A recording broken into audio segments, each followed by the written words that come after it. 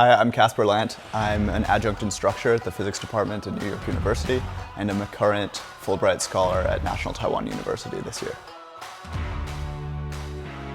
I graduated 2 years ago from NYU with a physics degree, and since then I've become really interested in environmental sensing networks and specifically how we can use artificial intelligence to calibrate those distributed hardware networks. Before Taiwan, I spent a year in Germany at the Helmholtz-Zentrum Berlin, which is a big synchrotron radiation facility. There I was doing condensed matter physics research on ultra-high vacuum systems.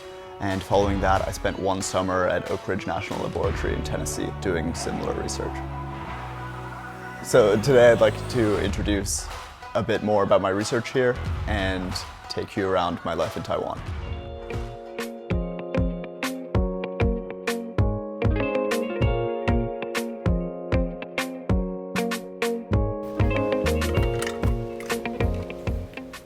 Hi. This is the lab bench where I spend most of my time here at the IOX Center. Why don't I tell you a little bit more about the Institute and some of the projects that I'm engaged with. So all Fulbright scholars are expected to have a host affiliate at their home university. In my case, that affiliate is Jane Xu, who's the director of the IOX Center here. And because of her, I've been able to gain access to an office space as well as pieces of equipment that I might need, like a laser cutter, a 3D printer, or a soldering iron, and each of those things has been really helpful in my time here to help me prototype my devices.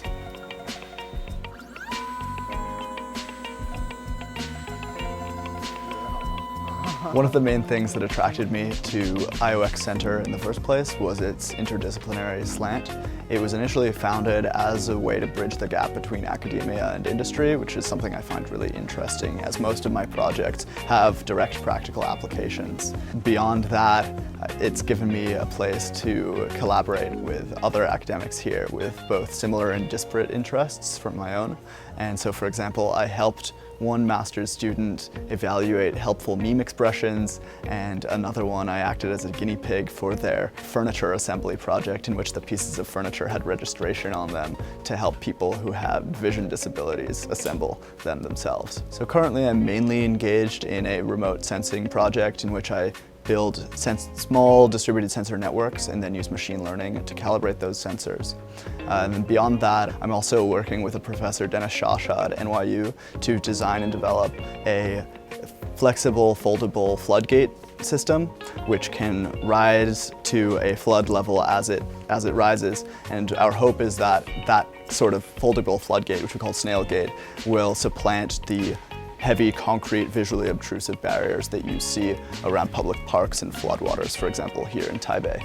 And then lastly, I'm also working on a project which is a 3D printed pill dispenser that pairs with a smartphone app to ensure that the correct consumer is taking their intended medication.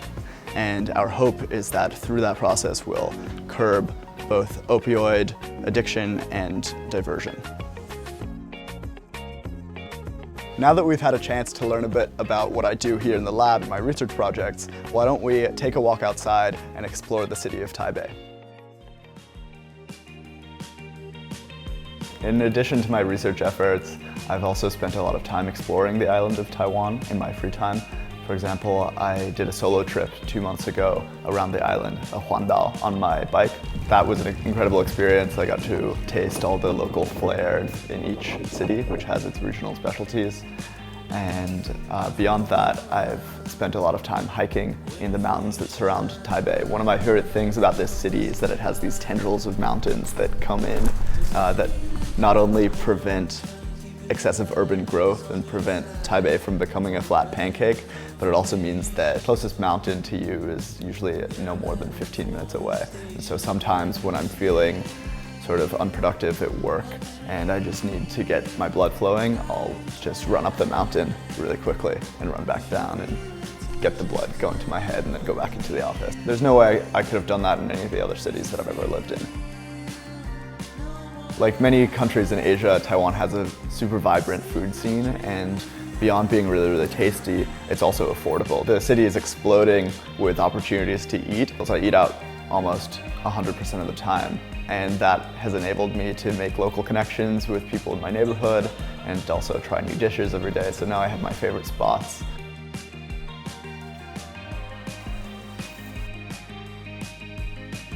Another huge benefit of being in Taiwan is that it's really put sort of a good polish on my Chinese. When I first got to Taiwan at the beginning of my Fulbright grant 6 months ago, I enrolled in classes at Taiwan University's CLD program, it's the Chinese language division.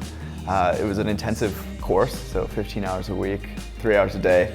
And I think that kind of intensity at the beginning of my grant really helped me sort of set the pace for my year here and give me a schedule to work around when things otherwise would have been a little bit too free flow at the beginning before I'd made those academic connections. So as part of the Fulbright program, everyone needs to have an academic or professional affiliation. I naturally gravitated to NTU, it being the top university in Taiwan. I also really love the idea of being on a university campus again and being able to interact with people from all stages in their academic careers. 看起来很好。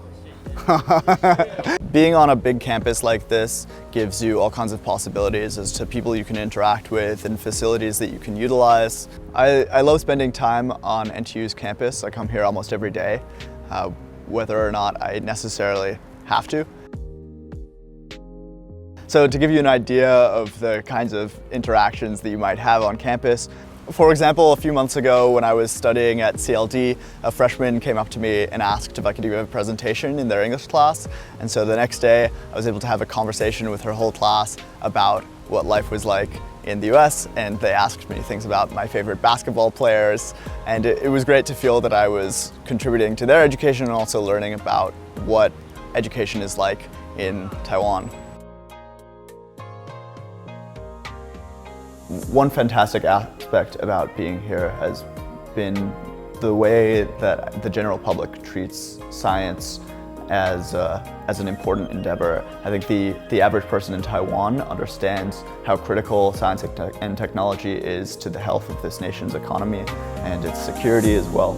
So I've enjoyed my time here in Taiwan so much that I've applied for a gold card, which is kind of a path to a permanent residency here. It would enable me to live and work here for another 3 years, and it's given to people with special skills in the sciences.